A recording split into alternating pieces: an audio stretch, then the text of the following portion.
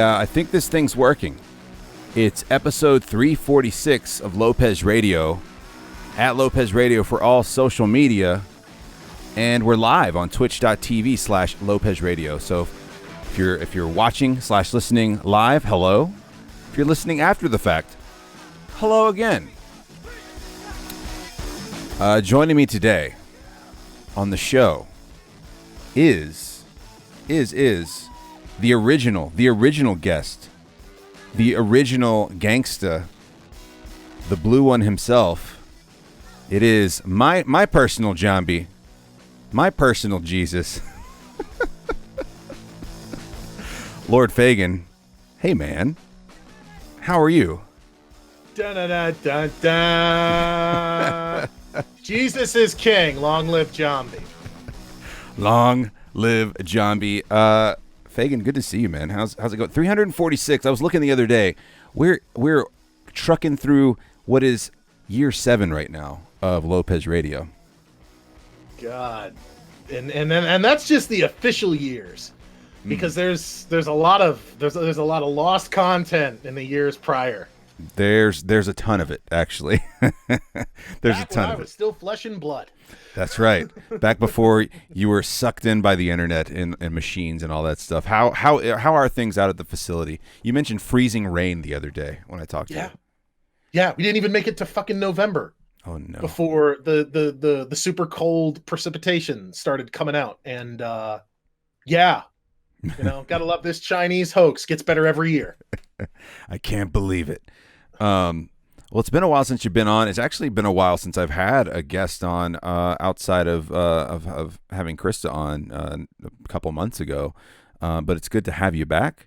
I was, like I said, the other day I was kind of just combing through Lopez Radio and just saying, I was like, how long has it been since we recorded that episode 1 long ago? And that was September of 2013.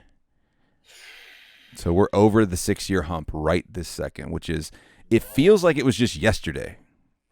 Yeah, right. I mean, it was. Yeah, we would do much longer shows back then.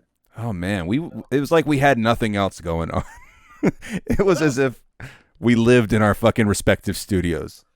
That was so long before DBD and D&D and Mario Maker and all the other nonsense that we do.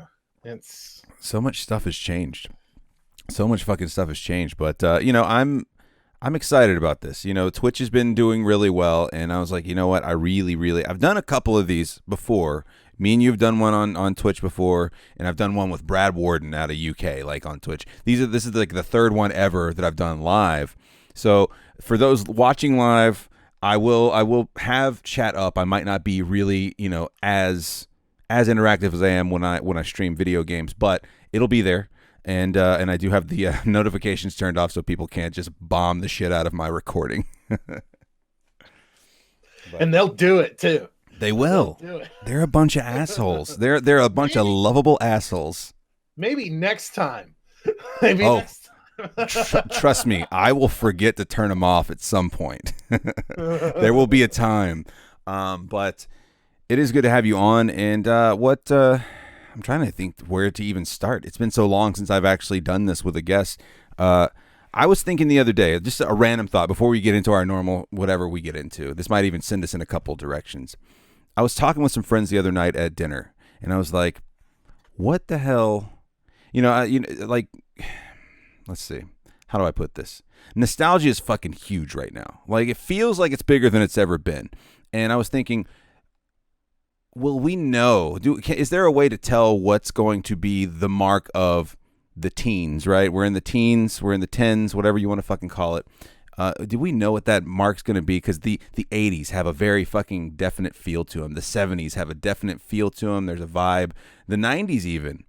Is it the fact that you're in it and you can't see what that vibe's going to be until after the fact? Or are we just going to be known, or is this decade just going to be known as a fucking nostalgia decade? I don't know, because the thing about nostalgia, and especially now, is that we've got like, at the very least, a good, I mean, just for our generation, maybe 4 or 5 different flavors of it. there is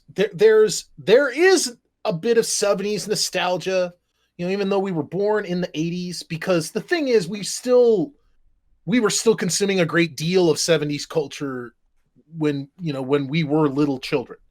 And then there's 80s culture and 90s culture and 2000s culture, and yeah, it's a big question of what will be the defining feature of 20 teens culture, because we're at the tail end of it now. Mm-hmm. And I'm thinking it's just, tribal rage. Tribal rage is the hallmark of the last decade, man. And I guess that and a decade of Marvel. Right. I mean, we did have a whole lot of Marvel this time around, but it's funny because you kind of brought it up. You kind of touched on it a little bit. We have three, maybe even four generations that are all injecting themselves on the internet at the same time. So it's all just at a glance. It's not like, oh shit, I went to my granddad's house the other day and he had some fucking vinyl. He had Saturday Night Live on vinyl, or Saturday Night Live, Saturday Night Fever on vinyl.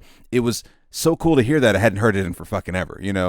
The nostalgia is not even the same. It's not even consumed the same way it used to be. It's now just readily available on YouTube, on Spotify, whatever the hell. And I was just thinking at dinner, I was like, what's going to be our thing? Or what's going to be this decade's thing? Because there's really, I can't think of a thing to be like, other than like you brought up Marvel, I can't think of something to be like, that's it. Because music's not as big of an influence as it used to be. I mean, hell, go around and just listen to the radio. You're still hearing the same shit you heard 20 years ago. It's kind of fucking wild. And and I guess, I mean, particularly as you get towards the latter half of this decades, especially, um, culture is less about the actual material itself and more the reaction to it. Mm-hmm. We're hip deep in cancel culture. We're hip deep in a legitimately serious reexamination of what is appropriate. And there again, maybe you can just chalk it up to tribal rage. Maybe you can chalk it up to, no, there is a legit disagreement as to, I've said this before many a time. The one of the big debates in culture right now is, which is more important, my freedom of expression or your freedom from offense? Because Obama got himself into this yesterday. He was at, he was talking with somebody, and he had a little bit of a video where he was like, he was talking to younger people, mm-hmm. and he was warning about the dangers of being a little too woke and being a little too eager to show people how woke you are by showing just how offended you can be about anything. And of course, this, kicked up a huge debate about, well, what is he really talking about? It's like, obviously he's not talking about hateful bigotry or, sexual harassment and assault. He's talking about stuff like James Gunn, where really are we gonna go digging up people's old jokes from 10, 20 years ago when they were nobodies and they were desperate and they were just trying to make a name for themselves by shocking people and getting attention. Somehow that has determined that nope, you're not allowed to ascend to bigger and better things. You're not allowed to. You can't have that job on SNL. You can't have that job directing, whatever, big franchise you've been chosen to direct. And, like I said, I get it. I understand that he's talking about something specific, but even then, people, there's a crushing irony of how, people are just in such a rush to, be outraged about what Obama said in his comments about people in a rush to being outraged about shit. Right. It's almost like you don't even have, back in the day, you had the lag time of, I've got to think about this. I've got to get out a pad of paper. I've got to write a letter. Dear Warner Brothers, what the fuck is going on with all this bullshit that you've done with Looney Tunes? I am very offended by, I'm kind of tired. I can't do this fucking letter. People don't have that instant, I'm going to go to Twitter and fucking go after people. And someone in chat brought up a good point too. It's like, nose in our phone. Our noses are in our phone. So are we even going to remember? Do we even remember what to be nostalgic about other than the fact that we've got this fucking thing right here all times at the dinner table, at concerts, holding it up? Let me record this. Well, and like you mentioned, once upon a time when you had to sit your ass down and write a physical letter, Mm. the best case scenario is that you would be like, oh well, fuck this, I can't afford postage. But now it's like, back then, nobody was ever going to respond to you. You weren't going to get a letter from Warner Brothers back, explaining what's going on. Nobody else was going to give a shit. Your friends and family are going to be like, oh, okay. But nowadays, you can just fire off some outrage missive, and if you've got the audience out there, they will respond with memes and gifs and whatever crazy shit they have to complain about. And it's The beehive. The it beehive. it has allowed us to complain about anything, even stuff that is just like I saw this the other day. People are you've heard about the alphabet song? No. They are wanting to change the alphabet song because the LMNOP part is just too complicated. Wait, who's saying this? I shit you not. It's out there. It's on the net. Who's saying this? Everybody. And that's the thing. Why are people even talking about this? All I can think about is the Adam Sandler bit. Like, you gotta respect the elemento. Like, the elemento is like the best part. You can fucking knock out four fucking letters at once as one word. Elemento. Fucking done. Can't Siri just take care of it for us? Can't you just fix it, Siri? Well, and kind of related to that, we were talking the other night in my Twitch chat about Joker. We touched on it a little bit, and we're not going to spoil anything for anybody who hasn't seen it, but I was discussing this with someone who finally went and saw it this weekend, and she was telling me how, like, she was kind of, and even Krista was a little bit, like, guarded going into seeing Joker because people were prejudging that it was going to be this horrible thing, that it was going to be something that incels are going to attach to this and mass shooters are going to hold this up as their I don't know, their fucking manuscript for destruction. And it ended up being, like, to me, one of the best acknowledgments of mental illness, wage gap and government corruption. Like, it ended up becoming much more than what they boiled it down to, because even I was, like, looking at my Twitter timeline, like, why are people so pissed off at this movie that hasn't come out yet? Because they were automatically assuming that it was going to cater to these folks that they can't stand. Well, and my personal opinion on that is there's not anything special about the movie. I think that it's just that, again, we've gotten to the point where we're just conditioned. Well, what's the big movie coming out right now? Have I seen it yet? It doesn't matter. Let's bitch about it. Mm-hmm. Star Wars is out. Let's bitch about it. Latest Marvel movie's out. Let's bitch about it. The Joker movie, let's be honest here. Nothing else was on at the theater. That's all we had to talk about. That's all we had to bitch and complain about. It doesn't really matter the substance of it. And I saw it. I was surprised. I wasn't really so much outraged as it was just kind of like I was looking at it. It's like, I mean, I just, doesn't really look all that shocking to me. It, I can clearly tell he's aping from 3 or 4 different kinds of directors and other storytellers. And, again, I remember we were talking in the chat about that. And my opinion still stands, is that, first 30, 40 minutes of that movie are shockingly good. And then it kind of gets a little confused as to what it's trying to say. Is it trying to make a comment about how, society needs to pay more attention to the lowest among us who are really struggling and need some real help because they're having some real problems upstairs and they can't do this on their own? Or should, is all that just, irrelevant and we just need to burn the motherfucker down because fuck everybody, especially rich people? It's like, at the end, it seems a little confused as to which one it wants, but so what? I mean,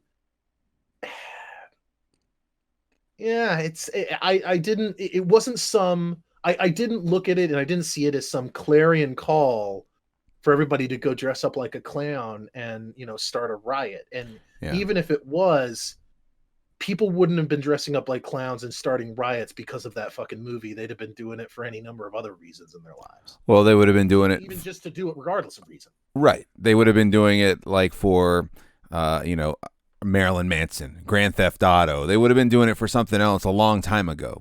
Fight Club, stuff like that. And I think that was it. The thing I liked about it was the fact that it's great that it was on a backdrop of a DC Marvel, like, a DC, like a DC Hallmark pillar of a fucking storyline, right? But you could have taken all that away and done the same exact thing and just changed the names of the characters, and you still would have had that movie, which is fine, which I'm okay with. I kind of hope they don't touch that area again. They don't need to. I don't think they need to absorb that into the main canon of DC at all. I think it needs to be its own thing. They could do. That would be the worst thing they could do, is to try to integrate that into some greater universe. Because they'll just make it bad. They'll just stunt everything that movie did. And the thing about it was, I walked out of there feeling like it was like it gave me the same feeling that watching American Psycho for the first time gave me, where it was like, holy shit, what was that? What was real? What was he crazy? Like, what happened and what didn't happen, and which was just fucking brilliant to me. And I was reminded more than anything else of the movie Seven. A lot of it was stylistic, but also, I also, and this comes back to what you were saying about American Psycho. This is something that, again, please don't integrate it into a greater universe, because I do genuinely feel that Hollywood and greater produced content has sort of lost the magic of the short story. Mm. Seven and American Psycho and those kinds of movies work because there is no, I don't give a shit about what direct to video stuff you want to play after the fact. They don't need sequels. No.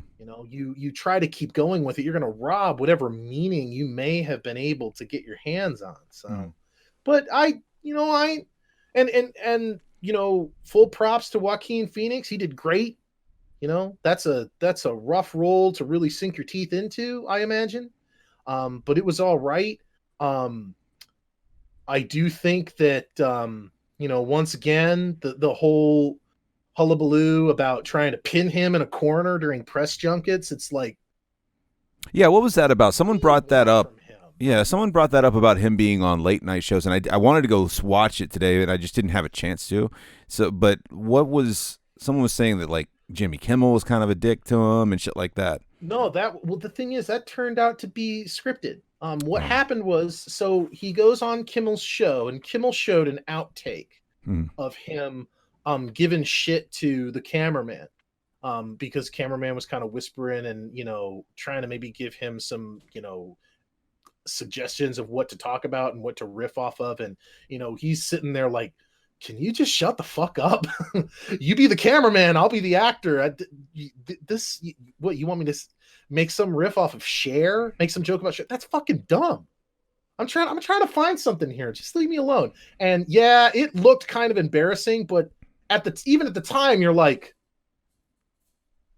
no, come on. I've seen enough of these. We did this with Batman v Superman, where he did like a fake scene of him at the party with Clark Kent and Bruce Wayne fucking around with them. And it's like, it's obvious that these are, goofs. Right. It's obvious that everybody's in on it. And it's like, this was another one where it's like, if I gotta feel like Joaquin Phoenix probably would have been much more pissed off if he had been like legitimately, fooled and somebody had taken advantage of him. He just seemed a little bit embarrassed and uncomfortable. And I'm like, nah, man, that's a canned reaction.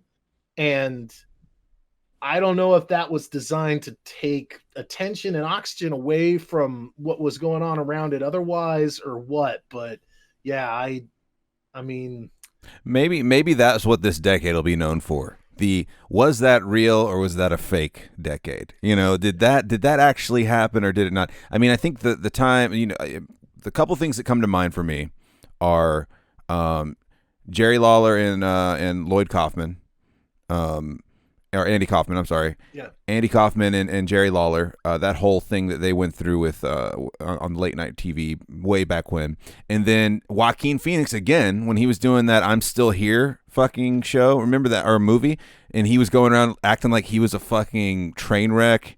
And that he was disenfranchised from Hollywood and all that shit, which I wish they had never done the reveal on, which because he went on Letterman and that was one of the most uncomfortable pieces of TV that I can remember is him just getting fucking dressed down by Letterman because he was acting like a complete shithead.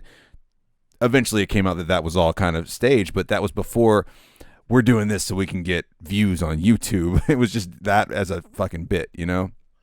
Well, and no, and who knows? You know that sense of might become all like you said, that sense of is this really real, and the ambiguity of it might become all the more heightened as the years go by, and we get all the more into this deep fake shit. Because at that point, I imagine a lot of the audience will just legitimately assume. I mean, for the most part, like no, I mean, no, unless it was live television, Mm-hmm. and we're certain it was live, and there's like corroborating evidence around it. It's like no, we're going to assume every piece of digital content is simply fake because while they're not there yet, like if you have you ever gone online and taken a look at there's a channel, I think it's called Control Alt Face.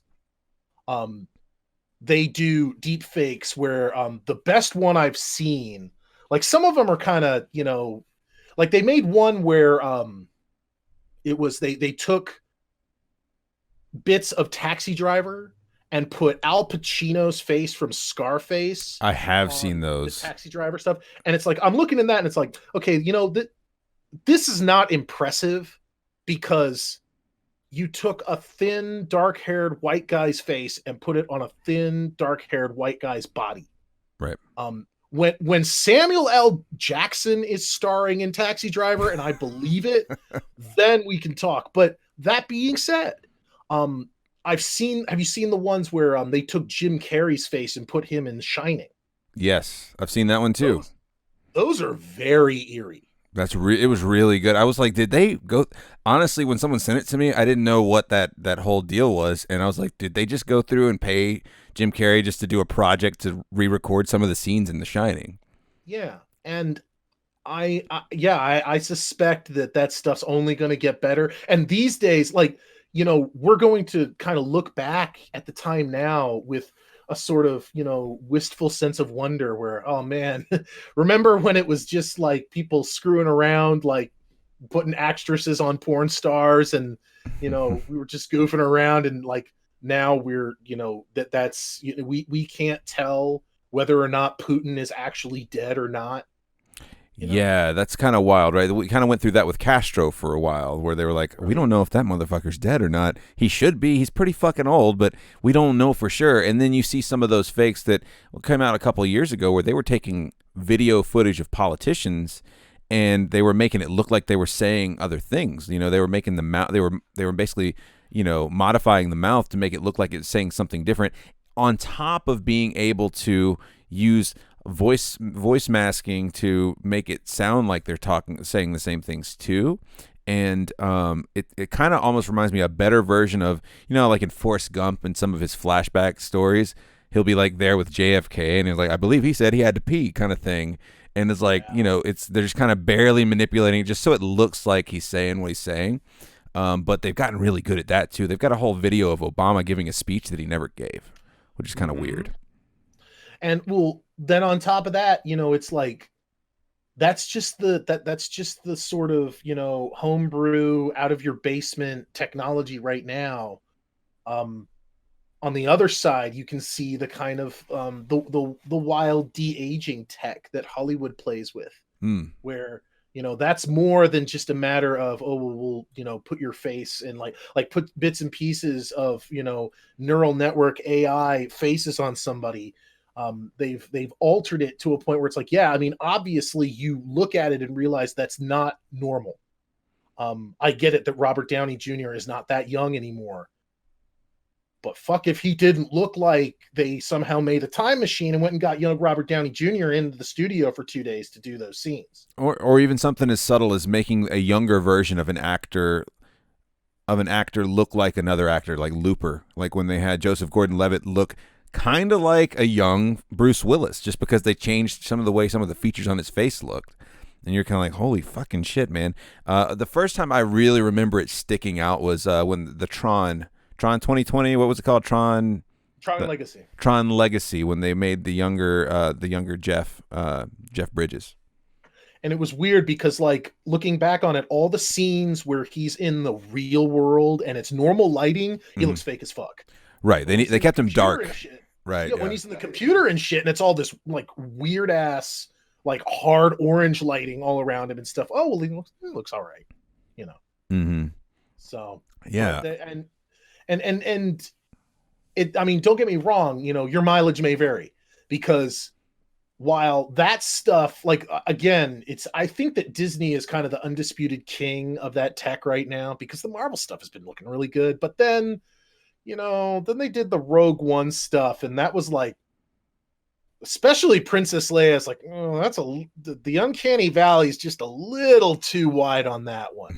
Even with Tarkin, it's just like, I'm sorry, man. It's not even just that they look fake. They look unsettling. They look like a talking wax sculpture. Right. Like kind of like when you go to a funeral and you and it's like open casket and you're like, that looks like the person, but it doesn't look like the fucking person. Like it's just kind of unsettling, and it's just kind of like I feel like it's just a claymation version of them talking to me.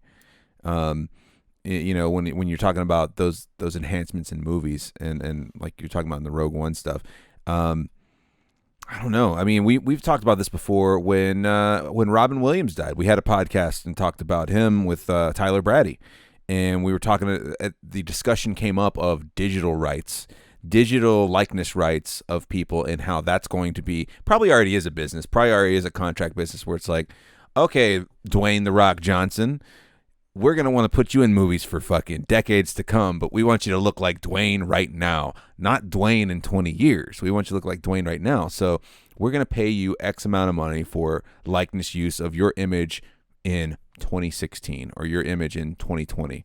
And I think that's going to be a huge business. I mean, they're just going to take what works and keep using it until it's like, all right, great. Now we have San Andreas 33 starring Dwayne "The Rock" Johnson. Things haven't changed, you know? Well, and I think that it, you know, I think you're absolutely right as far as, you know, bigger stars like that. But I think that it's, you know, I think it underestimates how, you know, even just like people you wouldn't associate as huge stars. Like I remember I saw this the other day. Bill Barr was doing, he was doing an interview. They were talking to him about the new Star Wars show he's in. He's gonna be in that Mandalorian show. Oh, Bill Burr. Okay, And, sorry. Yeah, Bill Burr. I'm sorry, not Bill Barr. That's the Attorney General. But Bill Burr, they asked like, so can you know, what can you tell us about it? And they're like, not a lot. I mean, it looked cool as shit. But when they did talk to him and they were getting into, you know, why he would have been chosen for such a thing, because it's like, I mean, he acknowledges it's like, no, it's a joke. You know, Jon Favreau specifically is into it simply because I, you know, shit all over Star Wars fans. But he talked about how, you know, one of the things he was able to kind of, you know, discuss a bit was like, you know, everybody in a Star Wars production, they're gonna make an action figure out of you. But how they do it now is it's like, oh yeah, they put you in this, they put you in the setup with like the 90 cameras on poles all around you that kind of flash individually, and it's just like, no, you just have to hold still for about 15 seconds, and then the whole thing goes all around you, and then it gets a full scan of your whole body, and then that's what they use to make your toys out of. Yeah, they do that with the WWE guys too. They do all that with their like wrestling dudes. Well, and they also, that's part of the, you know, you're hearing in the news now about the NCAA is finally starting to loosen those restrictions as far as, players being able to make money on their likeness rights. Mm-hmm.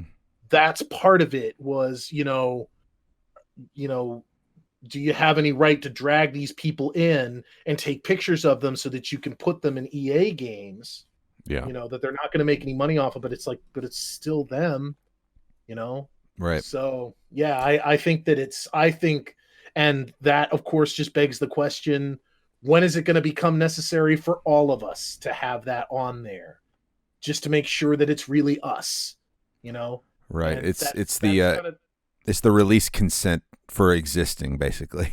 well, and it's like also kind of the base data you have, kind of like with money counterfeiting. You get dollar bills that look real close, but if you put them under the scanner, they can tell, oh well, no, these little problems here and there, and these little things here and there that are not there. You Mm. know, maybe that'll kind of be necessary, and maybe that'll just be a lost cause for a couple years until no, even the fakes are better than the actual scans. Yeah. So It'll be some weird Wild West shit. I saw a video today that was, I'm fairly certain it was fake. I saw it on Twitter, but it was a fucking robot that was running like one of those tactical courses with a fucking shotgun and with a pistol and shit like that, and they're knocking it over with shit and stuff like that. And it's still shooting people. I'm pretty sure that's a joke, but I know what you're talking about. It looked crazy though. Like I was like, what the fuck? It took my brain a second to be like, what the fuck is going on? Like the guy would stand in front of it and it wouldn't shoot the human, but he would step to the side and it would start shooting the fucking target. And then they were like running up to it and like drop kicking it and knocking it over and shit like that. And I was like, it doesn't look real, but it still looks real as fuck. Like you could totally, I don't know. I was kind of fucking taken aback by it. Yeah, it's You're gonna get more and more of that. And it again, it'll come to a point where it's not a question. People aren't going to ask the questions like, is it real? They're just going to default to no, it's not. And that's dangerous in and of itself. Yeah. Those are the easiest people to fool, where it's like, oh no, there's no way that's real. It's like, no, that shit was totally real. That shit was completely real. Yeah. I don't know. Well, I don't know how much you deal with such things anymore, but I got a flu shot today, and my arm is fucking killing me. I was like, did I make a mistake? But I've gotten a flu shot for the past 5 years now, 6 years now, and knock on wood, it's definitely helped. I get the flu bad. I get the flu horrifically bad when I do get it. So I was like, any little thing that's gonna knock that off will help me out. But I fucking hate getting it. Sometimes you feel like shit. I feel fine right now, but I fucking it's such a weird thing, how we go through that just so we can possibly avoid being sick. Some people do. Some people fucking hate them. I don't bother with them. Back when it was like when it was something that mattered, I'm more of a mind that no, my immune system is better served just letting the world hit it as it's going to hit it. Mm-hmm. Yeah. I'm not interested in somebody like purposefully giving me the flu, just for, the sake that it's like, well, we won't feel bad the rest of the winter. I'm going to feel like shit regardless. It's cold and rainy outside. Yeah. And it's like, there's nothing to be done about this tickle in the back of my throat. That's just the way it is. I dread sick season every year. I dread the season changes. I dread all of it. Just because, I mean, it's not like I'm locking myself in my house out of fear. It's just in the back of my mind, I'm like, fuck, I woke up the other day with a little cough, a little congestion. It just turned out to be like, normal overnight congestion, but I was like, fuck. We had just gone to a wedding the night before, and you're talking close with people because the music's loud. You're kind of catching up with folks, so it's always in the back of your head, like, it is cold and flu season. Is this the beginning of the end? Well, and I think that for me, it's not the germs, it's the temperature, and anything that would trigger it. It would be that, that there's this amorphous point where you recognize I need to start turning the heater on.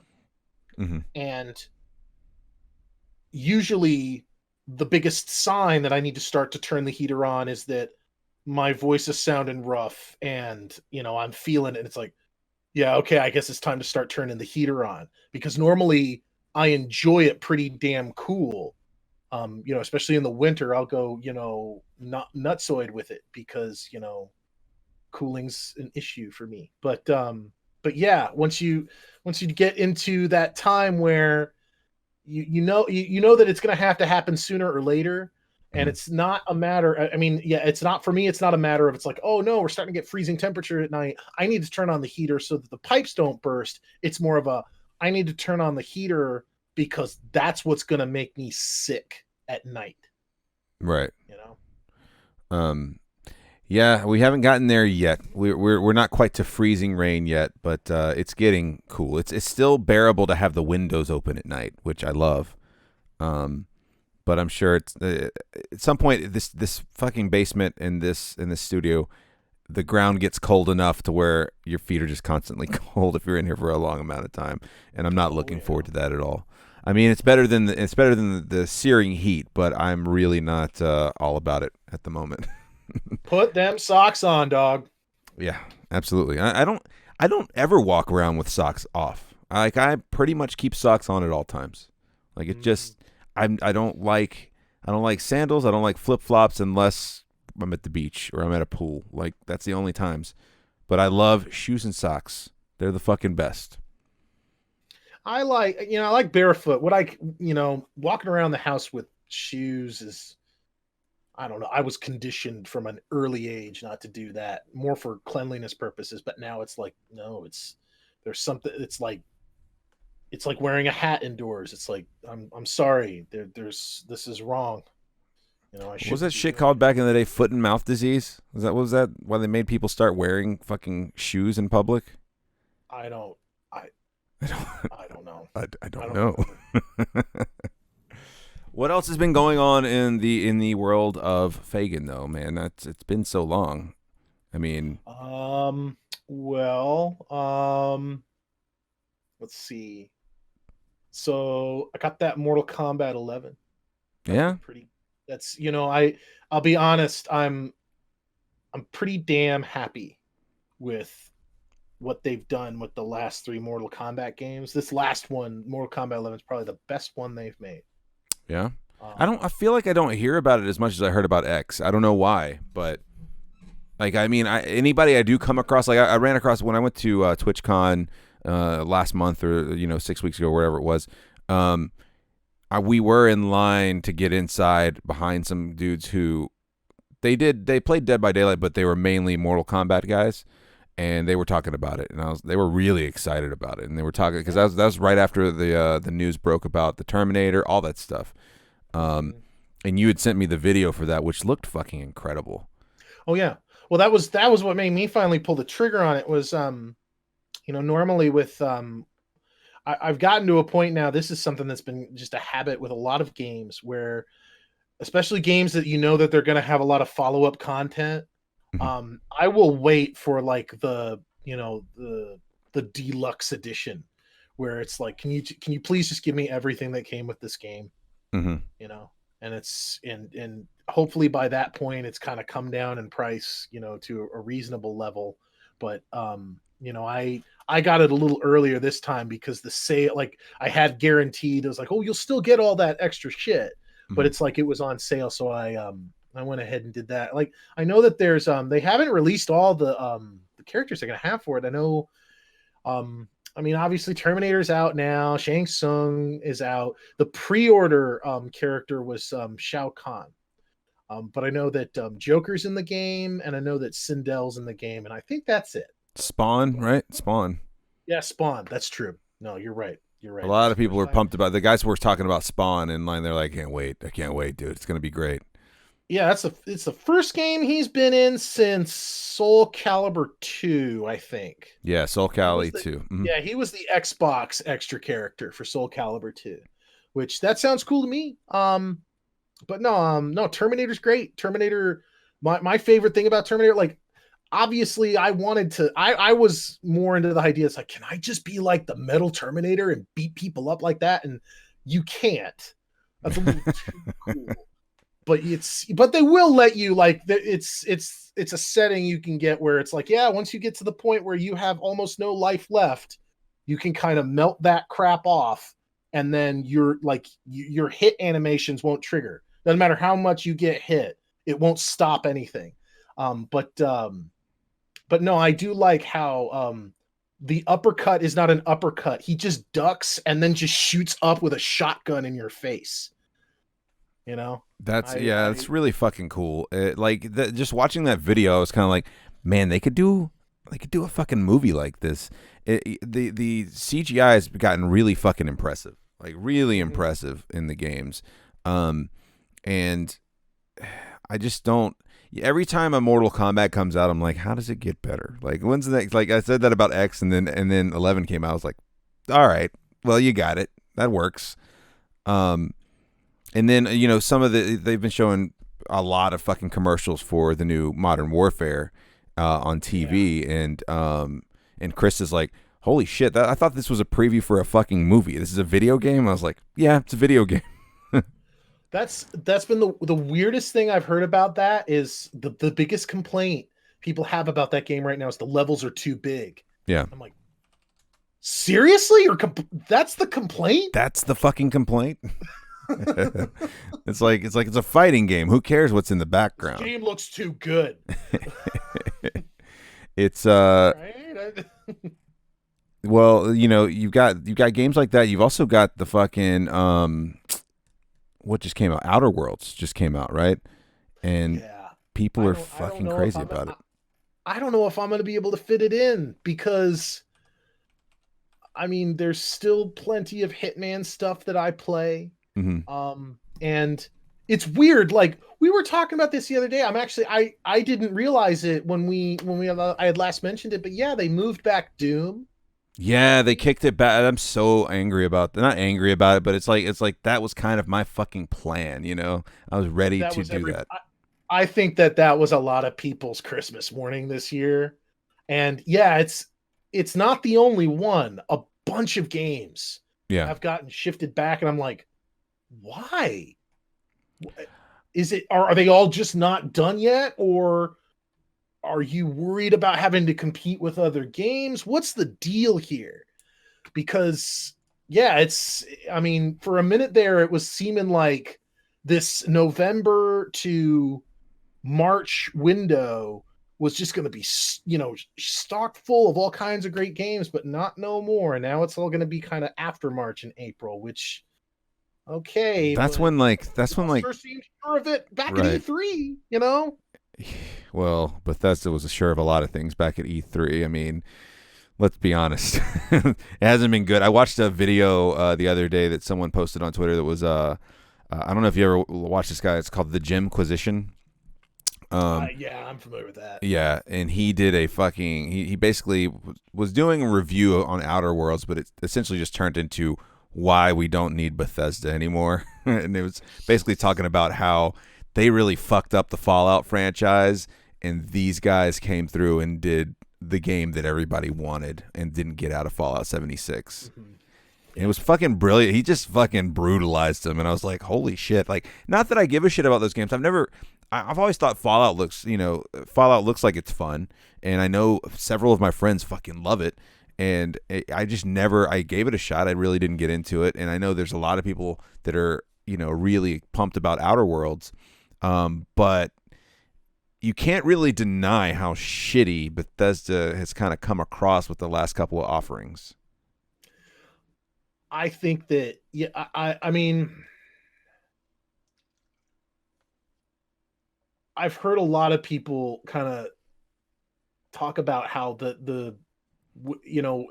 looking back, at the time, it didn't really seem like it, but we probably should have noticed the targeting system that they had, the sort of pause and pick which body part to shoot.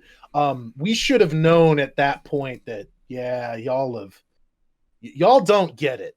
Mm-hmm. Y'all don't seem to know whether are you making a first person shooter or not.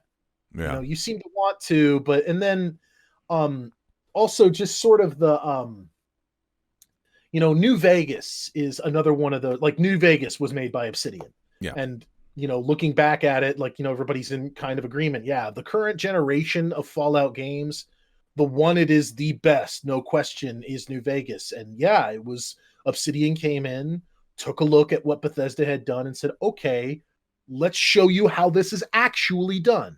And it's not just the combat. It's one of the things about the Fallout 3 was some of the story choices that you'd make were just non-choices. It didn't matter whether or not you blew up the town or kept it alive. It doesn't really affect the overall greater story. They were veiled choices, but it was going the same direction Yeah. regardless of what you did, right? And New Vegas was much better about, letting your actual decisions have relevance and meaning. But then also, it felt like they just had a better handle on the overall lore.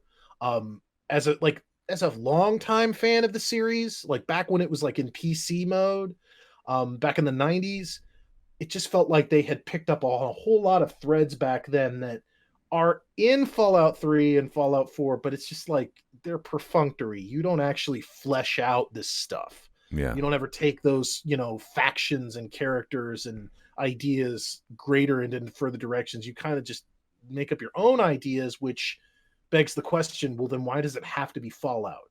If not only for the fact that no, you just want the brand. You just Right. want you just want to rake in as many of those, legacy fans that are going to be on board regardless of the quality of it, because that's how the audience works. Well, it's That's really because it's the same reason that Call of Duty Modern Warfare, whatever the fuck we're on, sounds way better than Super Hyper Future Soldier 2032. It's because like you said, it's the brand. They know that regardless of what they put out there, it's a guarantee that there is a contingent of people that will go, even though they know it's probably going to be punishment, they will go and punish themselves by buying that game and trying to make something out of it because they're such a fan. They're so ingrained from back in the day to love Fallout games. They're like, I had so much fun with this. Maybe they got it right this time. It's the typical college football, next year things are going to be better kind of situation. Well, that's why I'm actually so impressed with the kind of stuff that they've been messing with as far as Star Wars. Mm-hmm. I was talking with this about this with our friend Sheets when that new trailer came out. It feels like the powers that be have kind of gotten their head wrapped around the idea that, like, you really these days you need to offer two flavors of Star Wars. There's the classic stuff, which is for children. Which, come on, man, that there ain't nothing wrong with that. Family There ain't fun. nothing Yeah. wrong with that. It's Yeah. it's been a billion-dollar money machine for decades. It's how we all got into it. But that being said, you really need to offer something for the decidedly over 13-year-old crowd. Um, and they're starting to do that, and it's appreciated. Because surely you can have your cake and eat it too. And it was addressing an issue that, look, I'm not one to think that the new sequel trilogy is just total trash and a waste of time, but I don't have any trouble saying that it's like, no, I mean, it's just the prequel trilogy all over again. These movies aren't really made for me. These movies are made for children, and I am going into it just out of this inertia for liking Star Wars. It feels like that Mandalorian show is the first thing that has been made since they were like really like hip deep into the novels and the comics and stuff that were, decidedly, like you saw a bunch of pulp writers and a bunch of comic writers and sci-fi writers who are like, no, I want to take Star Wars and I want to get real ingrained with it. I want to make Star Wars for a 35-year-old. Um, it's the first time it feels like they've been making something like that for that crowd, and they haven't just been making it just to sell toys. Yeah. Not to say that they won't make a bunch of toys and a bunch of 35 and 40 some odd year old people won't buy the fuck out of them. Right. But no, it's a smarter move, and yeah, I'm. I wish there were more original brands, but you know, Yeah, I mean, you kind of. Why would you walk away from a moneymaker if you're a big corporation? Why would you? I mean, it only rarely does it. I say only rarely, but the gamble is just isn't worth it to them. You know what I'm saying? It's just not worth walking away and being like, let's make a different this or that. They're like, nope, we paid billions of dollars for this, and we're going to use the fuck out of it. yeah. On the note of Star Wars, did come out that what D&D from Game of Thrones, they're not going to be doing the trilogy anymore. They're out of it. all kinds of all kinds of rumors surrounding that too, because there's debate about whether or not this was something recent or if this was like decided back in May when the response to the end of Game of Thrones was, let's call it, less than favorable across the board. Do you think that was fair to them, like that response? Have you seen? Okay, so at the time, I would have said, "Hey, man, people are going a little too overboard."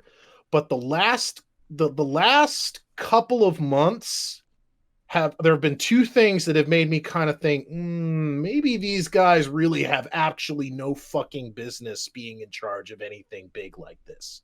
The first was for Comic-Con, they backed out. I remember that. I remember they pulled out. They were just like, no, we can't take the criticism. And it's like, I'm sorry, gents, that's not how this works. Mm-hmm. Not really. If you want to be a big boy and you want to, I mean, this was something where I was like, at the time was saying, it's like, hey man, even Zack Snyder got his ass out there and said, all right, okay, so you obviously sounds like y'all didn't really care for it. And give it to me. He took his lumps. Obviously after Justice League, when his daughter, committed suicide, that was different. But then also last week, they did do a panel and they sat down and said some fucked up shit that is like, there's debate about whether or not it was like, well, did they really mean to say this? And it's like, kind of sounds like they meant to say that they really had no training whatsoever as writers or as showrunners when they got Game of Thrones. They made a pilot that was dog shit and had to be fixed. And somehow that first season was just a happy accident, which just somehow led to them getting more money being given to them. And they were able to bring in the right people to help them make it good instead of them actually making it good. And, you keep hearing about, George R.R. Martin has made no bones about the fact that, yeah, if you, anybody out there who one day writes an award-winning book series, be really, really careful who you let make a TV show out of it. And it says a lot. I mean, it's not just about them. It says a lot about the decision-making processes over at Disney as far as Lucasfilm is concerned, because this is not the first time they've had somebody locked in and they had to get rid of them at the last second. They did that with Josh Trank after Fantastic Four. And that was not just a matter of, oh, your movie sucks. It was a matter of, dude, you're a fucking nightmare on set and we don't know how to work with you. They did that with the two guys who were directing Solo. Yeah, I was about to say Solo, they pulled the guys out.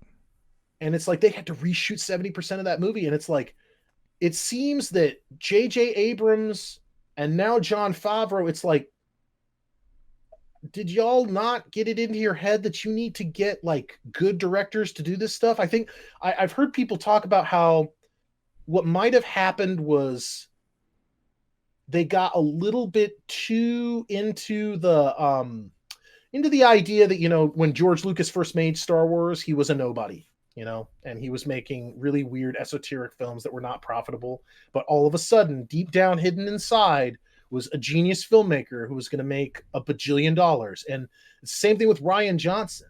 I don't think that The Last Jedi, regardless of its critical acclaim, I don't think that it was the commercial hit that it was because of Rian Johnson.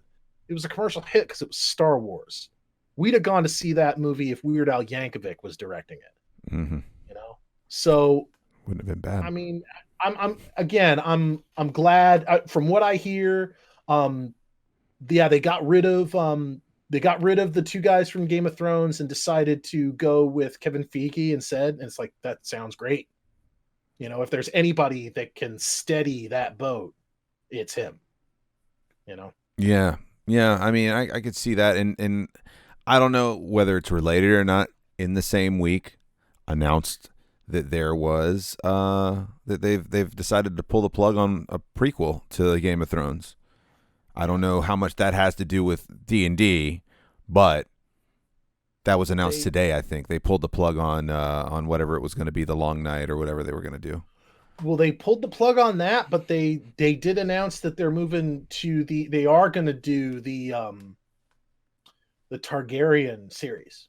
Which is smart, man. The lore behind the Targaryen series would make a great TV show. I've got the books that have that whole history of the Targaryens, and there's some fucked up shit that was really well written in there. I mean, shortened, condensed versions of what went on, but just like the backstabbing, the fucking just there were so many of them, and at one point they're like all battling with each other. It's kind of fucking cool. Like it reads really well, and you could easily. I was, there was a time period where I was actually sitting down and while Krista was, working on photos, I would read her a couple of them just kind of out loud, just to kind of because we were hungry for more lore because we were kind of sad that the show was over, kind of thing, and some of that stuff was really fucking enthralling. You're like, holy shit, maybe it was only 1 page long, but when you read the history of each of the kings since they came over and took over, it was like, well, fuck, man. That family's batshit crazy. They are all nuts. They make the Lannisters look like the fucking Brady's, man. They really are fucking nuts. I don't know what else to say about it, but it would make a brilliant TV show, and you'd have there were so many of them because they ruled for so long that you'd have seasons and seasons and seasons as long as you didn't fly through the content, Mm-hmm. Hell, you can make seasons off of some of just the individual stories. Make each season about one king or the other, transition right into the other one. It's pretty incredible. Yeah, and I'm kind of interested to see if they do decide to go forward with that stuff, how they will how they'll chop up their episode blocks, because that's something that I've actually been really pleased with the last couple of years.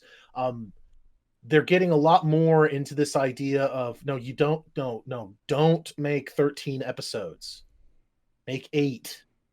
Yep. Make 5. But that's part of why I think Chernobyl was so damn good this year. Was, man, that was just such a lean story, and it was just 5 episodes, but every episode was really, really, really good.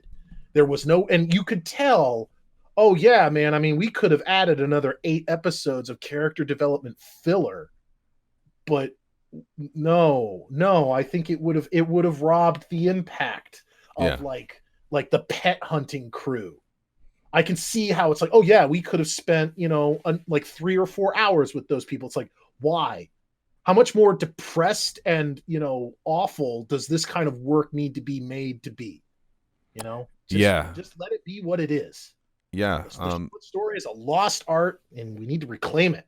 I think they spent the perfect amount of time on the pet hunting crew. I think they did. Like it was kind of like, hey, this is a thing that was going on too, and then they moved it back into the main story. And I agree with you. Like you brought it up when we were talking about it. We were either talking about it in one of my chats or we were talking about it together.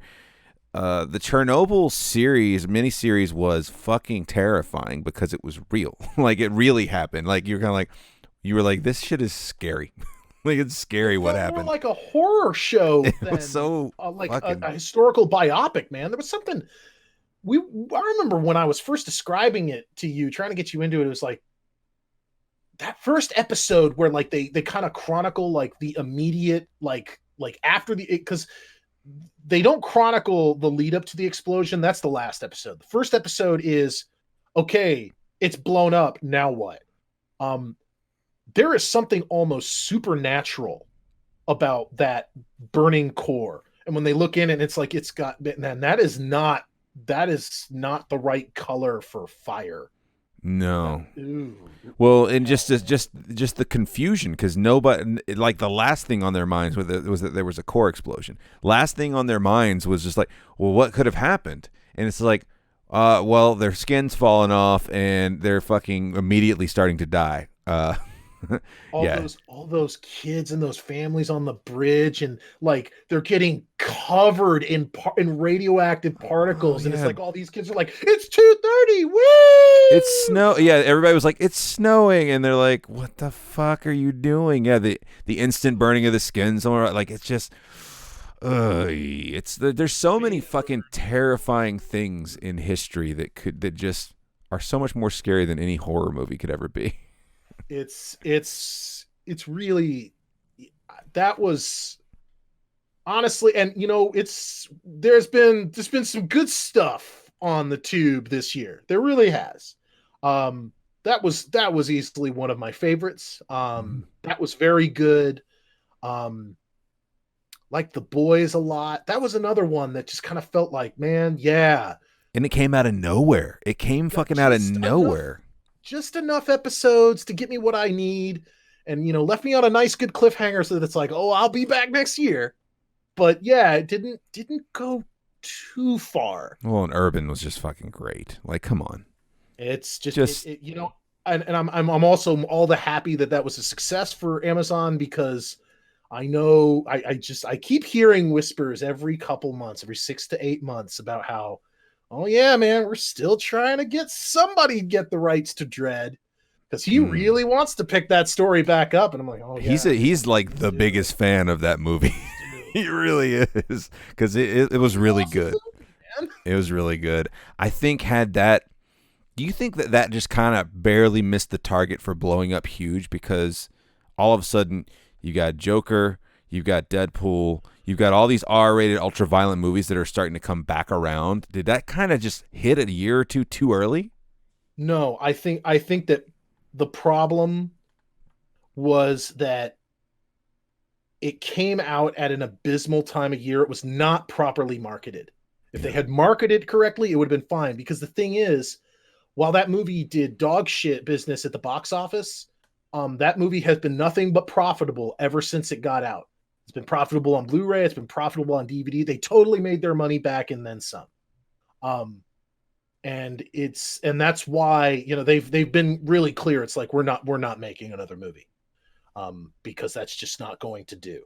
But a series like on a streaming service now, Oof. well, now that's something. That would be awesome. Again, it's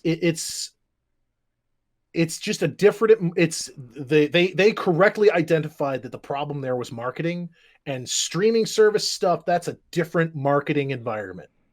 That's just that is by and of itself. You're almost exclusively going to be focused on an online crowd, whereas with box office marketing, it's still kind of stuck in a very pre 21st century world where, no, we need to make we need to make a deal with deli meat companies to put pictures of the Avengers on there so that normal people will know that a new Avengers movie is coming out. And we need to make sure, like, I've seen pictures, like, you can, like, if you go and type Yoda grapes, I don't know if it's real, but I'm open to the idea that it might be that somebody at LucasArts made a deal with a fruit produce growing company to make they make grapes in these little packages like you do, and they put Yoda on the package because they really needed you to know that this is going to be the last prequel and you need to go see it.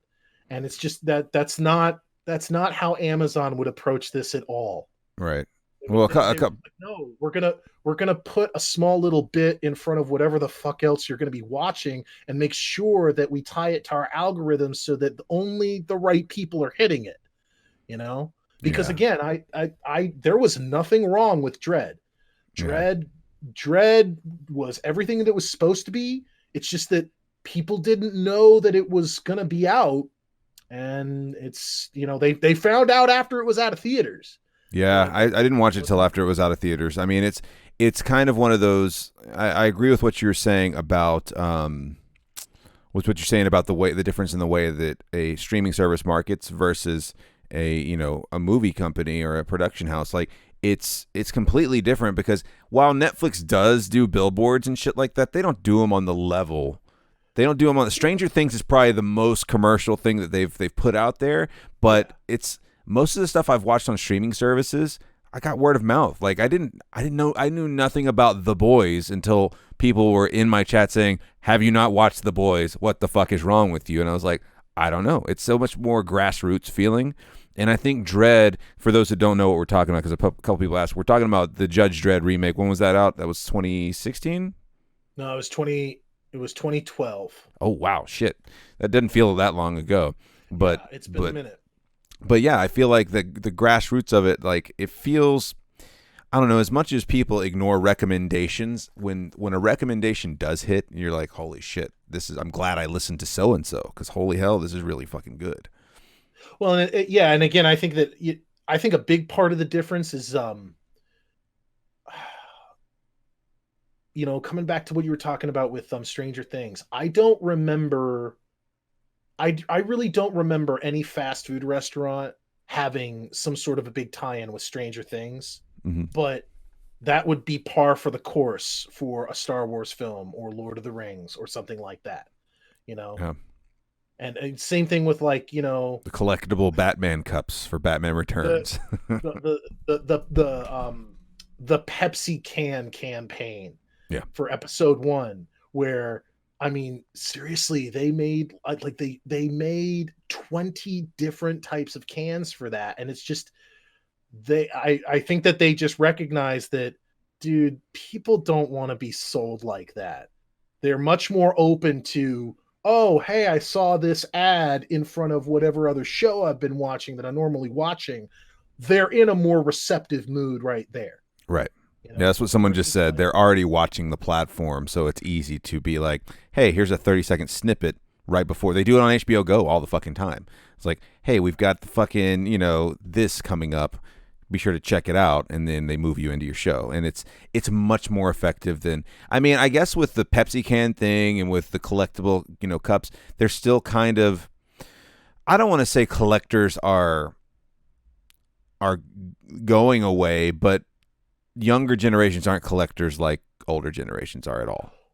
Well, but I think also, I mean, it's just, it speaks to the sophistication of the way collectors are now. People are much more apt to buy a $500 Blu-ray set of every movie in the MCU, all 23 of them in the Infinity War saga, coming in this big hot shit case with some little movie replica prop, versus I'm going to collect these 15 pieces of trash. Right. These 15 cans of soda. Yeah, that's what a soda can is. It's called trash, And so, but then also, I mean, it's something to think about. Perhaps also a big part of the change too is just the nature of the kind of market that they're marketing to. Millennials aren't drinking soda the way they used to. Mm-mm. They aren't going to Burger King the way they used to. And so I think that, maybe that has some reason to do with why, well, yeah, they really don't. It's not so much a matter of, oh, we don't do that anymore because it doesn't work. It's like, well, we don't do that anymore because that's not where people's money is going. Well, you can usually tell what like the hot shit movie of the moment for kids was back in the day by just knowing what toy was coming in the Happy Meal. Yeah. What toy's in the Happy Meal? Oh, Batman Returns? Oh, okay. Ninja Turtles, Super Mario Brothers. So, okay, cool. Like you could tell immediately, okay, that's what's big right now. You don't hear anything about it. And granted, we're not kids anymore. We're not sitting there watching kids shows. They might still be doing that shit, but it's just different now. Like my niece who is in middle school has probably watched easily triple the hours of YouTube than she has TV. Like YouTube is like her shit. And one of my buddies, they have a daughter. She has a daughter. He has a daughter, and everything she watches is on YouTube. Like it's hardly ever on TV anymore, unless they're watching a movie. All of her favorite shows are YouTube shows. It's so different now.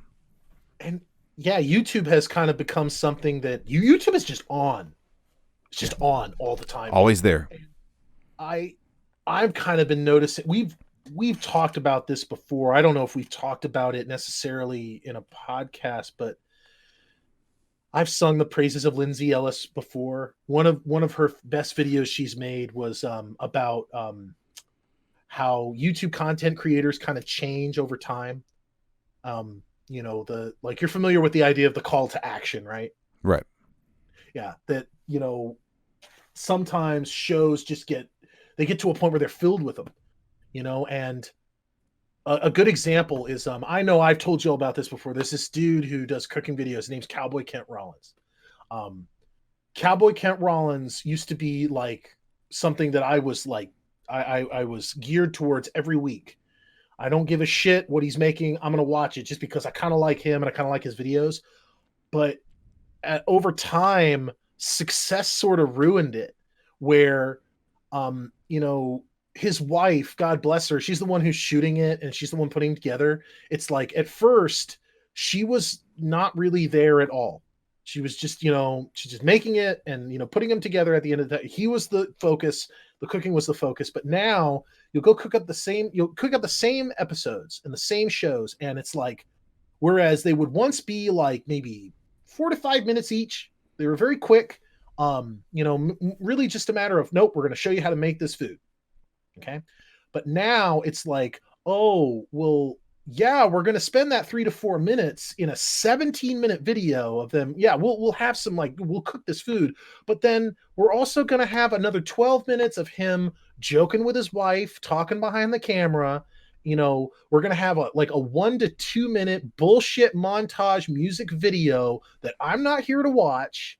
Right. And it's like, oh, wow, yeah, let's watch your dogs do stuff because dogs. And it's just, at a certain point, they lost me, and but your mileage may vary because on the counter end of that, I am now a huge mark for Bon Appetit. And I'll admit it up front. It's not the food. I'm not going to make any of the fucking food that they make on there. I just like the people on there. And to their credit, if you go look at Bon Appetit's back catalog, back like from just 3 years ago, they didn't have people on the show. They had like close-ups of bowls of food and a pair of hands, and they didn't even have a voice. It was just all written instructions. But now, their episodes are like a half hour long, and it's them, kind of dicking around inside the kitchen. And admittedly, those producers, they don't really insert themselves in it all the time. Yeah. But they're a lot more apparent that they're there. But again, I just think that, I wish I knew what was working versus what wasn't. I guess it's just that, I guess it's just kind of the difference between an amateur and a professional, because the people who were doing the videos at Bon Appetit, you can tell it's like, no, you went to school for this. Yeah. Versus, this could be on Food Network. Like this could be a montage on Food Network or something like that. It's high production quality. Yeah. Well, versus, the stuff you see with Kent Rollins and his wife, where it's like, no, I'm sure that don't get me wrong. You're about as amateur as I am when it comes to video content production. Right. You learned what you learned off of YouTube, the very platform that you're on. Right. There's plenty of YouTube tutorials in my life. I know that pain, and it's, I'm glad it's there. It's definitely helped. But yeah, it's wild how things can change, and it turns into like what you were talking about. It kind of reminds me of when I go to watch a review on a product 'cause I'm deciding if I want to buy it. You get the whole fucking story, like before. I'm getting this because I'm really tired of how my chair makes me feel, and I'm getting this chair because, and I'm just like, dude, just get to the chair, just put the fucking chair together, do a fucking sped up putting the chair together. Tell me how it fucking feels. That's all I'm tuning in for. I'm not tuning in for your life story, please. You get that, but then you get like the people who know that their formula works and they stick to it. Hot Ones sticks to the formula, and it's the same show. It's almost shot for shot the same show it was in the first season of Hot Ones that it is now, and it's a fucking juggernaut, and I can't stop watching it, and I don't know why. And I wish there was a way. I'm sure someone has started paying attention to it, but I wish there was a way to look at chicken wing sales when Hot Ones first came out to now, because every time I watch that fucking show, I'm like, we should get chicken wings tonight. Like, I want them now. Like, Yeah. and I want them in ascending order. Please bring them out to me on a wood platter in ascending order, and ask me some questions. It's like I just want to do the show over and over again. Well, now, okay. Well, but now this opens up an interesting box. So for you, when you do chicken wings, I mean, how do you do them? Do you do them out on the grill, or do you do them in an oven? How would you prefer it? So the way that we enjoy doing wings is you go get the big thing of fresh wings. That's like we actually get the whole wing where it's all together, one piece, right? So it's got the little fin on there, and it's got the flat, and it's got the drum. We basically line up the entire grill. We line up the entire grill, and we grill them all. And then what Crystal will do is she'll go inside and she'll just make all the sauces from scratch. We'll have like 4 or 5 bowls of sauces, and we just come in and drop after they've been grilled. We drop the wings in there, get them nice and coated in the sauces we want. 1 of each, 2 of each, whatever you want to do.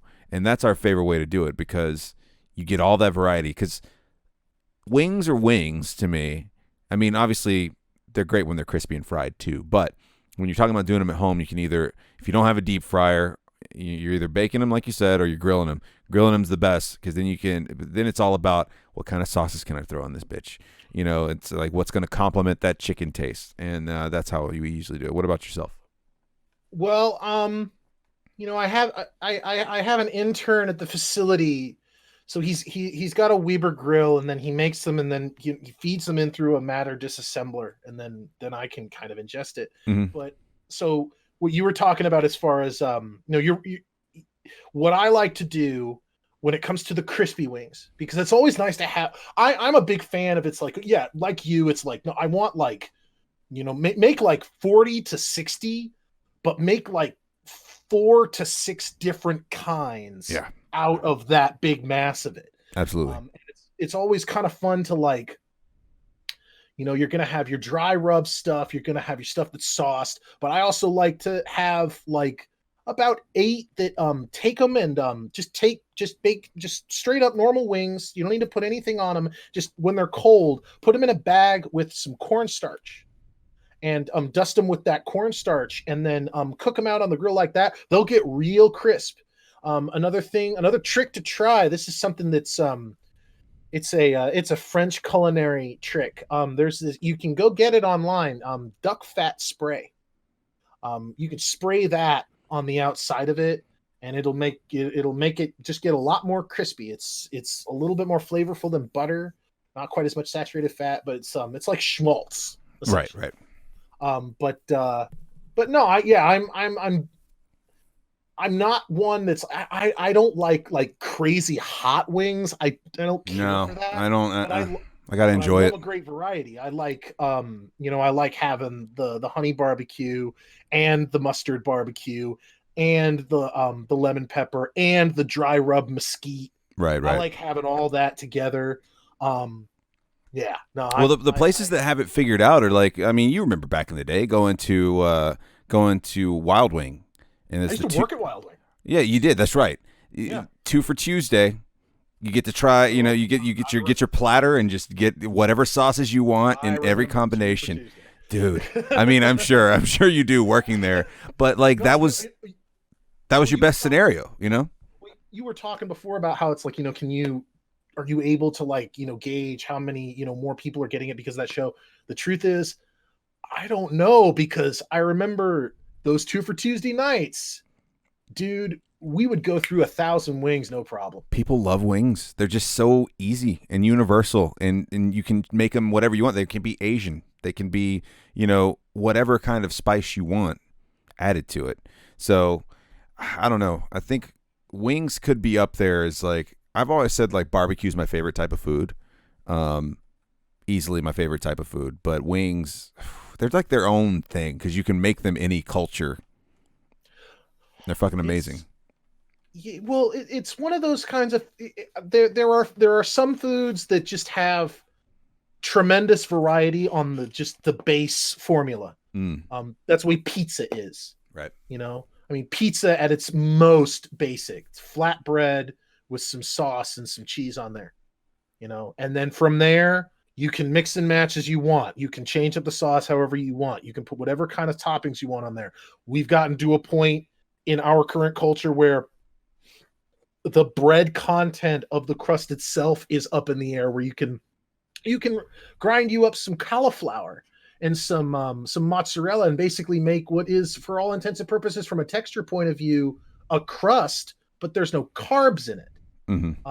And then it's the same thing with with cheeseburgers. I'm the kind of person that, I like Whoppers. I'm the kind of dude that's like, no, seriously, put a fucking salad in it. But there's also something to be said for, well, okay, but what also is sometimes really good is like, no, just the patty and, nice slice of American cheese and the bun and, maybe a little ketchup. And then that's it. That's it. Yeah. Just, it's a cheeseburger. But then, yeah, like that's kind of, I guess, the way with chicken wings where it's like, no, I mean, it's chicken and you cook it. But then after that, there's all kinds of stuff that you can do to it. How you cook it, all kinds of things. It's no, there's a handful of interesting dishes like that have a great variety to them. And it's, it's a regional variety, because it's like, there's Mexican pizza. Yeah. There's all kinds of different things that you can mess with on that level. Someone brought it up in chat. Have you fucked with the air fryer at all? Have you gotten an air fryer? Have you messed with one? I'm very interested. I got friends that swear by the air fryer, and I haven't done it yet. They don't have one in the facility. Mm-hmm. What I've told them, it's like, look, if they're gonna pull the trigger on it, get that. There's a company called Ninja that makes an air fryer pressure cooker combo. Okay. And it's like, that would be the thing to get. But yeah, I mean, honestly, the thing about the biggest criticism that I see about air fryers time and again is that it's just a glorified miniature convection oven. If you wanted to, you could create the exact same effect in your normal ass oven by, instead of putting stuff directly on a baking sheet, put it on a slightly elevated grill on there so that you have some space underneath it.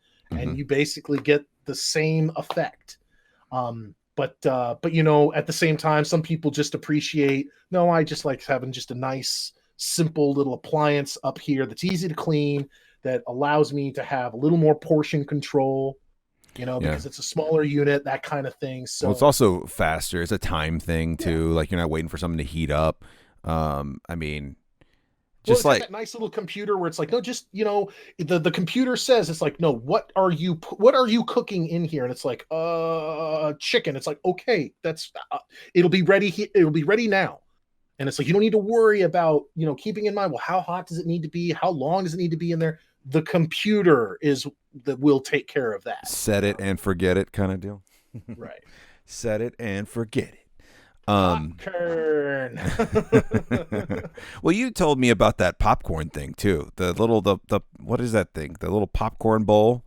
It's like a silicone bowl. Yeah. That it's got the circles in the bottom where it's like you need to put a little oil to fill the first circle, and then you put in kernels to fill the second circle, and then just put it in the popcorn popper. Pops it perfect, right? Yeah, and it tastes a whole hell of a lot better than in the bag, because in the bag it's not so much oil, it's like whatever that not butter paste shit that they have in there that I don't really care for. I don't like a lot of additives on my popcorn anymore. A little kiss of olive oil is just fine. Yeah. I don't really need much more than that. Well, when it comes to popcorn anymore, like I'm just such a fan of white cheddar. Like, white cheddar popcorn is so fucking good. And then they got the little shaky stuff too, if you want to add it to your fresh popcorn. I love that shit. You're also the one that told me about the bacon tallow. Making the bacon tallow. Yeah. Ooh. Ooh, shit. Dude, it's and the thing is, that's not so much like, some amazing 21st century, kitchen hack. It's cooking lard. It's what my That's mom used to that's do what back in the day. I just forgot about it. well, and you wouldn't think that it's like, yeah, you get you some nice, either some nice applewood or maple bacon, the stuff that's actually pretty sweet. Mm-hmm. And then, yeah, you take that stuff, just you make it in the oven. You get a foil lined sheet and you make bacon in the oven. And obviously that foil lined sheet will have a pretty nice amount of fat in there. And then just, drain that from the foil lining into shot glasses. And every shot glass is basically a half a stick of butter. And man, it is the moistest, most flavorful pastry you have ever eaten if you use that instead of butter. And granted, sometimes it's advisable to use butter with it. Like, like if you're making if you're going to make like a pie crust, Yeah. it's kind of important that you have butter be somewhat solid and crumbly in there for it to properly be pie crust. But like as you're putting that in there, but yeah, then also put in some of that maple lard in there to mix in with it, and it will never dry out. The same way that other stuff will. It's like, you'll make a cupcake that it's been sitting on the counter under glass for like 3 or 4 days, but then you take it, you open it up, you put your thumb on it, and it's like, yeah, man, you got some greasiness on your thumb because that It's not drying out, man. Yeah, absolutely. So, but don't get me wrong, it's not exactly health food. Well, yeah, it's very true. It's interesting. We kind of moved into cooking from the YouTube stuff, but you had a pretty good point there. It's kind of like, and I brought this up with Ape Fist when Ape Fist was on here. Content creation on the internet has no fucking. It has a small, I guess, structure to it. There's a small blueprint, but you never know what's gonna fucking take off. Like you said, you're just watching some dude do 3 or 4 minute cooking shows, and obviously that changed into something else, but 3 or 4 minutes, and he got huge off that. I mean, there's someone that someone showed me this person the other day that does just cleans their house, tells you about the products they're using and how they organize shit, and they make lots of money from YouTube doing that. And it's fucking weird because you just don't know what's going to take off. There's no way to kind of sit down and be like, all right, here's the recipe to success, even on Twitch or even on any other kind of platform. Like, here's the recipe to success, and here's how you get there. No, it's just right place, right time. You strike the right chord with the right amount of people. It's kind of fucking nuts. There are, I know that there is this almost cottage industry on Twitch of, Southeast Asian housewives that are bringing in more money than their spouses, making lunch and eating it. Yeah. And that's their lives. That's their content. And they're not even, it's not even really that flashy, but that, yeah, there is something literally for everyone. And then on top of that, stuff that nobody asked for that we're still watching. YouTube's fucked up algorithms. Yeah, my friend's daughter, I think she's 9 or 10. Like, she might be a little younger than that, but one of the main shows she watches, it is like these they're not even kids, they're like older teenagers, maybe their early 20s, playing out a fucking storyline with action figures, with dolls. And you see the hands, and they've got these stories, and the dog gets involved, and there's like all these scenarios they set up where all this stuff's happening, and they've got a running storyline, and their kid is enthralled with this, and I don't understand it. You look and you're like, that shit's got like a couple million views. Like, what the fuck is going on here? What is happening? What are they tapping into? Have you ever heard of saltybet.com? No. SaltyBet is so this is like you can go and you can find it on Twitch. Somebody has taken Mugen. You know what Mugen is, right? The fighting game thing where it's like somebody has basically like Mugen, for those of you out there who don't know, they've taken like from fighting games, all the fighting sprites of like dozens of games and put them all into one single game engine so that you have like you literally have a fighting game with like 400 characters. But Salty Bet has it set up to where everything is running. It's just all it does is it runs on autopilot. Nobody's actually playing this. It's just the computer playing against itself as aggressively as it can. And people bet on the outcomes of just these banana ball rando matchups. And some of these fights are ridiculous. It's like Goku from Dragon Ball Z versus Homer Simpson. You know, it's Guile from the Street Fighter movie game versus Tom Hanks from the Da Vinci Code. It is really ridiculous, but man, that I kid you not.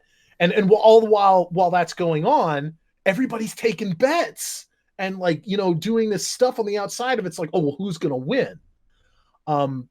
That shit is it's absolutely ridiculous. And then there's the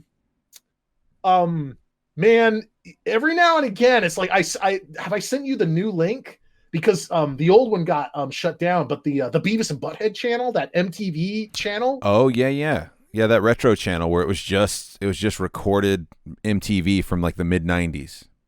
What's amazing is it's not just that it's Beavis and Butthead, it's like they put all of the MTV commercials in there. Right, all the era commercials are in there.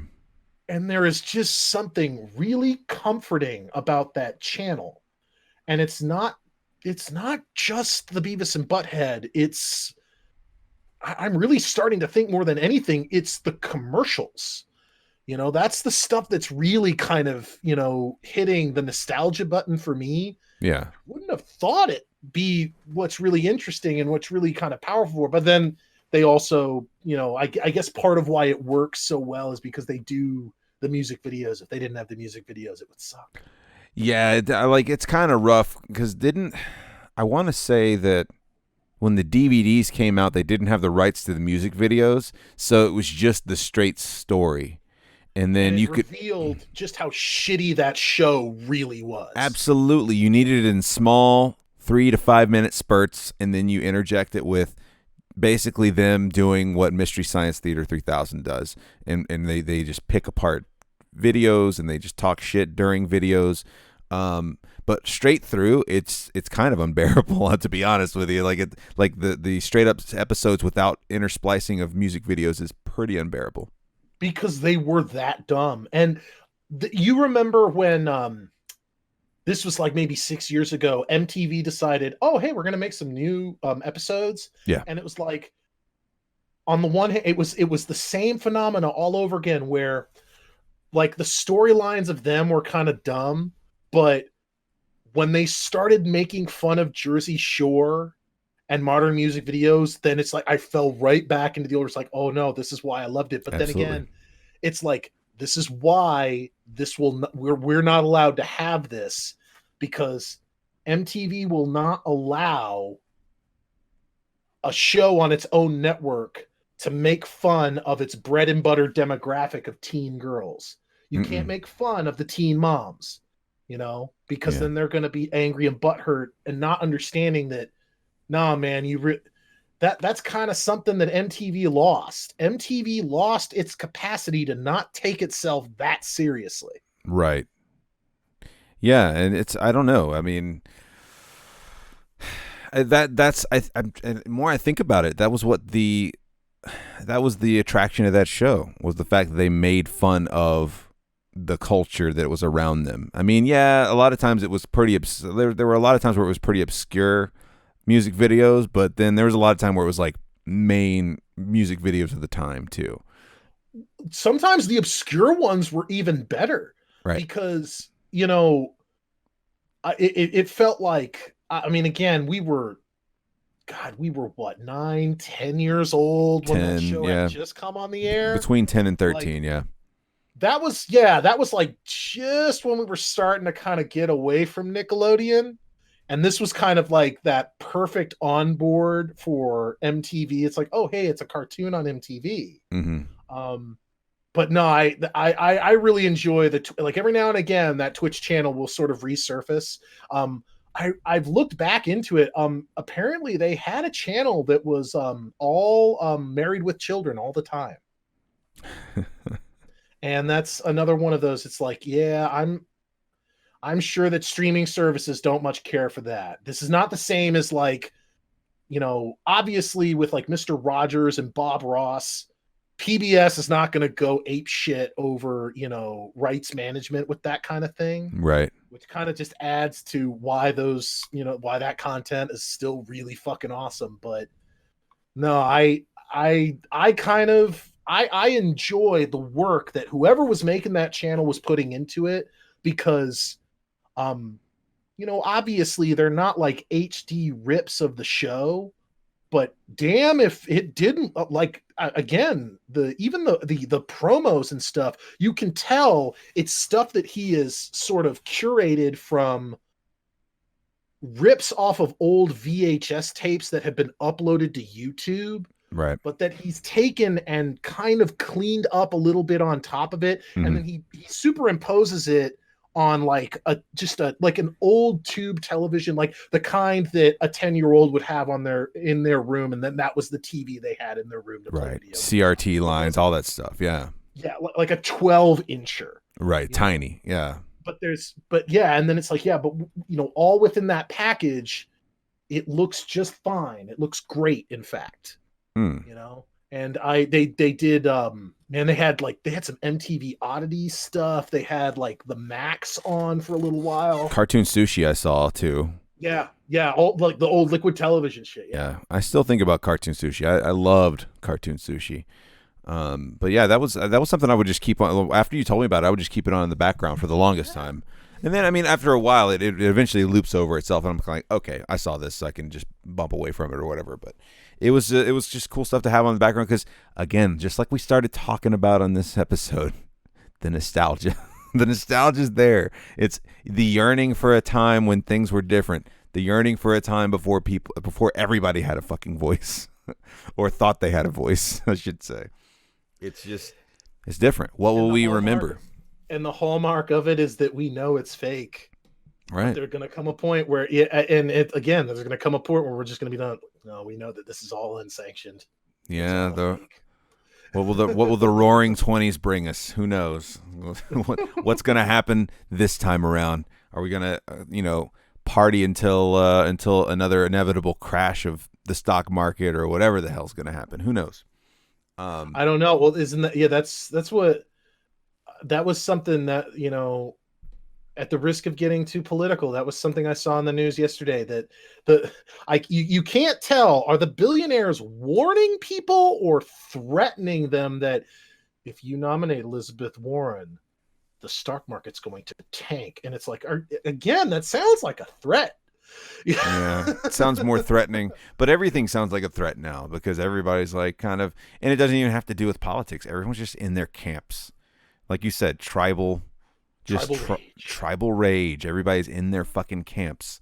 I mean, we've been going for a while, but what are you watching? I think I know what you're going to bring up, but what have you been watching? Like, I kind of started Watchmen, but I haven't finished the first episode because I was like, oh shit, I'm gonna save this because I just kind of wanted to see what the intro was all about because everybody kept talking about it, and I was like, whoa, okay. So I watched the first 20-25 minutes of it. Didn't expect that. Not at all. Right. But everybody out there that has access to some HBO, check out that Watchmen. What shocks me, I'm a purist for that series and have been for a long time. I'm not only surprised that a sequel is grabbing my attention, but by the fact that it's this good and Damon Lindelof is responsible. I don't have an answer for that. But I'm not going to push too hard. But another thing that'd be cool to watch if anybody hasn't seen it yet, that Netflix Dark Crystal series was really, really, really good. I haven't seen it. No, I need to go and watch it. Did you ever watch the old movie from the 80s? A long time ago, but I mean, I was such a little kid. I probably couldn't tell you what happened in it. That what surprised me with that was it's obviously, it's puppetry. a bunch of puppetry. But you wouldn't think that the fights are that good. But the fights were really, really, really well shot. And the cast is pretty stunning. Like Simon Pegg's in there. The dude who played that long blonde-haired villain from the Harry Potter movies is in there.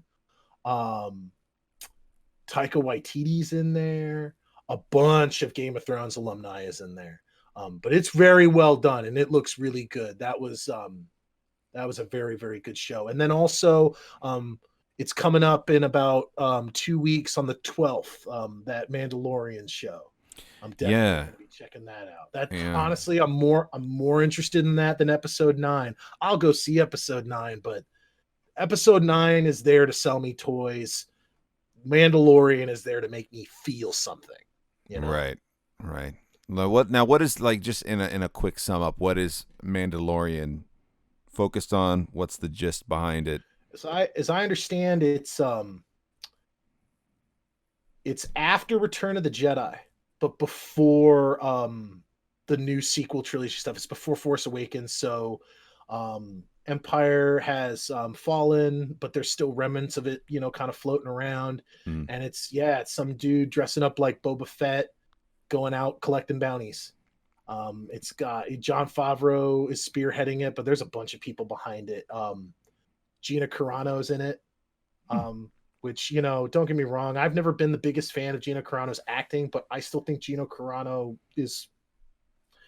she's gotten better in everything I've seen her in. Right. So I'll certainly give a chance to this one. But Pedro Pascal, for people who really liked Prince Oberyn from Game of Thrones, he's the one who's the dude in the armor. Or Narcos. Yeah, man. That guy's amazing. It's got a great cast. Carl Weathers is in it. The guy who played Gus Fring in Breaking Bad is in it. Taika Waititi plays an assassin droid in it. That looks good. That's got a very kind of, like I said, it's for a decidedly 13 and up, space gangsters doing space gangster shit crowd. I'm down for it. I think it's going to be really good. I'm trying to think what we just finished, The Terror Infamy. That was on AMC, which I actually enjoyed. It actually kind of focused. Obviously, there was the ghost shit. There was, old Japanese tales of ghosts haunting you and haunting your family and cursing your family and stuff like that. But I guess the real horror was just like that in Chernobyl. It was the fact that Japanese internment camps happened and existed, and that was the real fucking scary part, because I was like, holy fuck. I mean, I knew they happened, but you didn't know they happened on the level they happened.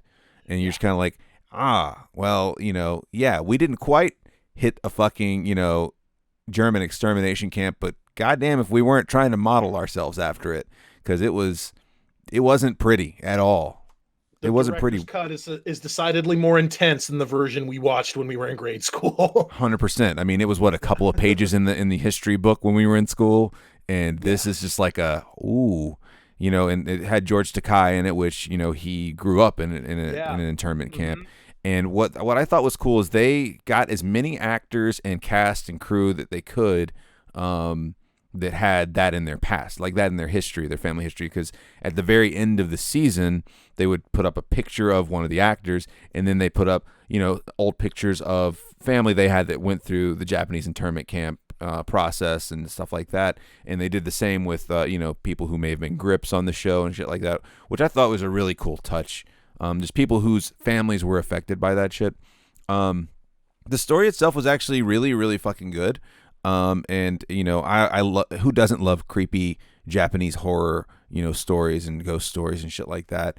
But it really it was more of a, hey, here's some horrible shit we did to people that were fucking American citizens at one point. Our hands are not clean in history. And I thought that was pretty great. Also brings me to the fact that, if we're talking about Japanese horror, The Grudge is going to be re-released in 2020. They just dropped that trailer yesterday or the day before. It looks like it's going to be pretty terrifying. What's his name? Harold from Harold and Kumar is in it. He's one of the main characters in that. But they have it. It's looking like it's going to be pretty fucking scary. What else are we watching?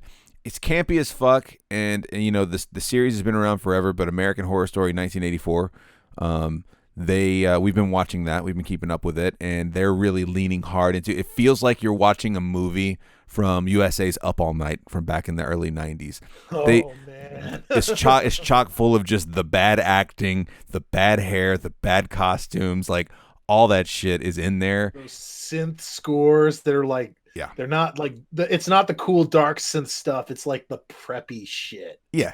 Bum, bum, bum, bum, bum, bum, bum. Yeah. Yeah, you know, half the cast are, you know, they work in a gym and 3 of them are aerobics instructors and shit like that.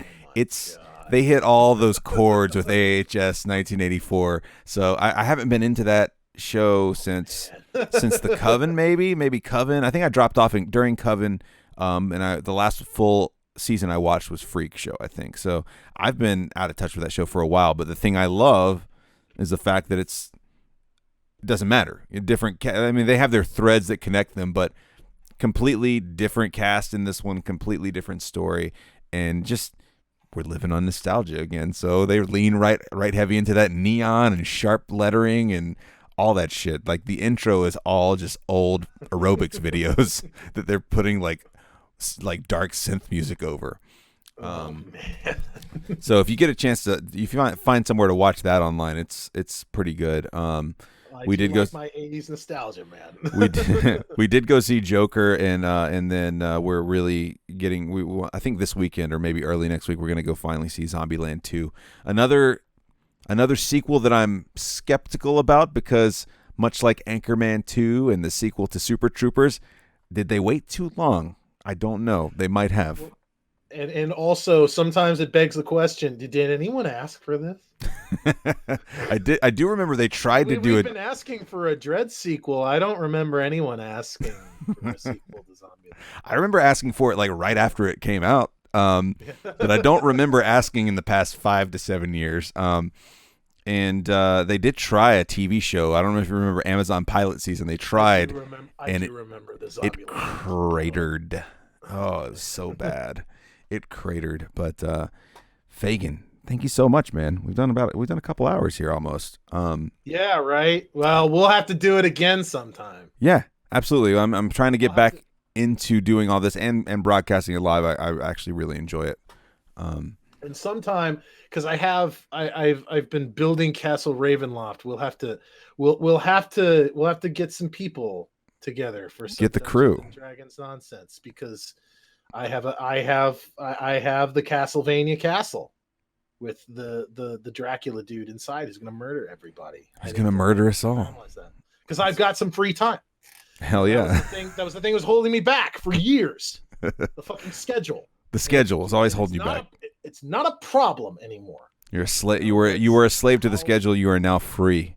How wonderfully fortunate. You know, sometimes shit just works out like that. But you know, we'll see about that. I don't know. I've got all kinds of shit to do. I really probably should get back into just general streaming, because I still like. That's the thing. Like for a while, I was thinking about getting the Surge 2, but it's like that's another one of those. Maybe I should just wait until after Christmas for a better version of that game to come out on sale, because it sounds good and I really liked that first one. But I don't know. But I don't know. One of these days, maybe I'll surprise everyone with a new elusive target. Maybe so. I mean, I look. If anything, it's just fun to do. Like you get to share it with a couple people. You get to fucking just hang out. I don't know. There's just something about it that's very alluring to me, and now Sheets and you and a lot of people we know. You know. Shout out to Sheets. I would have never thought that watching somebody color commentate a simulated soccer game on his computer could be as interesting as it is. But damn if he's not made it work. He knows what the fuck he's doing, man. He's done a great job the last couple of months on that channel. He's done a really great job. Absolutely. Yeah. And I mean, you tune in and you're just kind of like, I'm enthralled by this simulated game. And I think it like he said before, he said it openly, it was like, it helps the fact that they give you the highlights and you're not watching an entire match, and it just fucking works. And he's really good at explaining what anybody who's really good at explaining what they're doing and why they're doing it, and can do it in a lot of times a really funny way.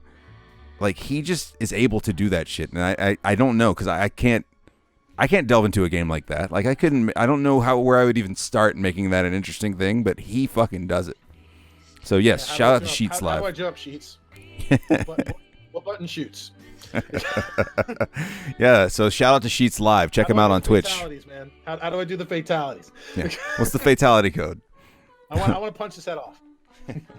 Down, back, forward, high punch. I've had enough of this fucking goalie. It's time to show him who's boss. All right, I'm gonna turn him into an ice block and rip his head off. You can check out Lord Fagan on Twitter at LopezRadio, at Lord Fagan, and then when he starts back to streaming, my last name offends Twitch. Or maybe I won't. I don't know. We'll see. Who knows? Let's go check it out. Regardless, I'll be around. He's a fucking mystery. Dead. I'm just not real.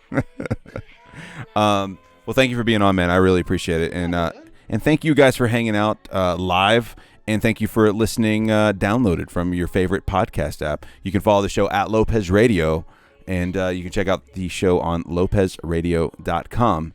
.com. All right, Fagan, we'll catch up soon. We just need an offline just hangout. We haven't done that in a while. Yeah, for sure. All right, guys, take it easy. Live, folks, I will be back very soon with some video games. Everybody else, have a very good day.